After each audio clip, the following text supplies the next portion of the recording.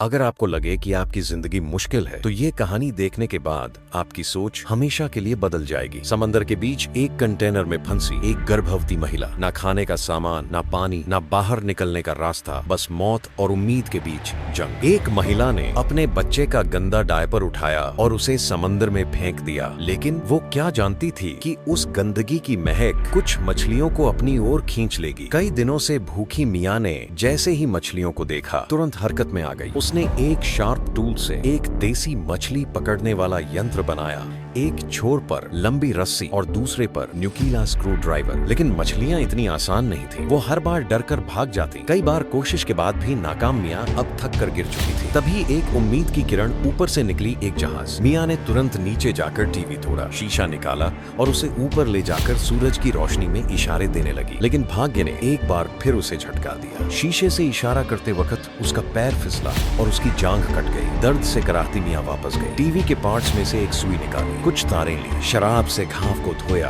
और खुद ही अपने जख्म को सी लिया। अगली सुबह एक नया प्लान, एक मछली पकड़ने का जाल, डायपर को फिर से लुभावने जारी की तरह इस्तेमाल किया और आखिरकार एक बड़ी मछली फंसी। मियाँ की आंखों में फिर से रोशनी लौट आई। यहीं से कहानी उस स्पेनिश सर्वाइवल फिल्म की शुरू होती है जिसे मैं आज आपको बताने जा रहा हूँ। एक ऐसा देश जहाँ बूढ़ों को सबसे पहले मारा गया, फिर बच्चों और गर्भवती महिलाओं को, और फिर आया एक ऐसा समय जब सबको अपनी जान बचाने के लिए गैर कानूनी तरीके अपनाने पड़े। मियाँ और उसका पति निकोलस बाकी लोगों की तरह ही एक कंटेनर में छुपकर सीमा पार भागने की कोशिश करते हैं। रास्ते में उनका कंटेनर दूसरी जगह ट्रांसफर होता है। भीड़ में निकोलस छूट जाता है। मियाँ की आंखों के सामने उसका पति एक हरे कंटेनर में डाल दिया जाता है। दोनों सिर्फ एक पास भागने की कोशिश करते हैं। छोटे से छेद से एक दूसरे को देख सकते हैं और फोन पर बात कर सकते हैं, लेकिन उनकी यह कड़ी भी जल्द ही टूट जाती है। आर्मी का एक ऑफिसर कंटेनर चेक करने आता है। वह बड़ी चालाकी से कंटेनर की लंबाई का अनुमान लगाता है और एक गोली चलवाता है, जिससे पता चलता है कि अंदर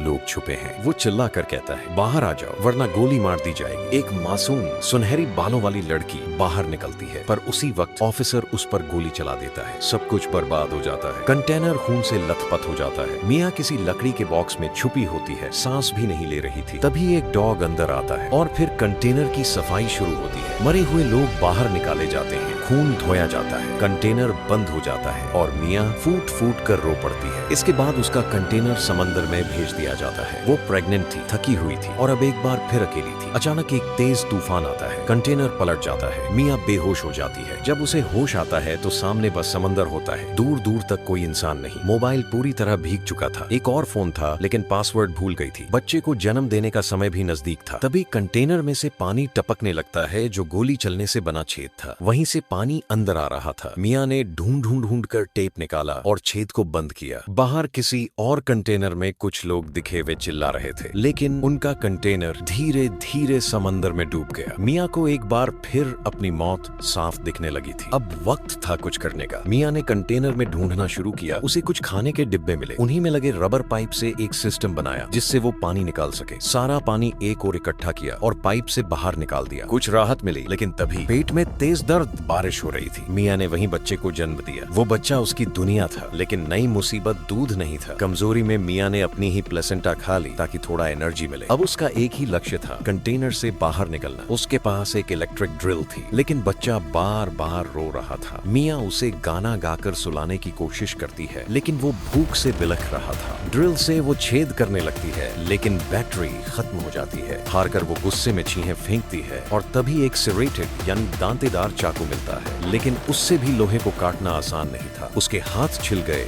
पानी खत्म हो रहा था और तब उसने वो खाया, प्लेसेंटा फिर से उठाया। अगर आपको मियाँ की ये खौफनाक और दिल दहला देने वाली जंग ने झकझोर दिया हो तो वीडियो को लाइक जरूर करना। कमेंट में बताओ कि तुम क्या करते अगर तुम उसकी जगह होते, और चैनल को सब्सक्राइब करो। ऐसे ही रियल सर्वाइवल स्टोरीज के लिए अगली कहानी और भी खतरनाक होगी।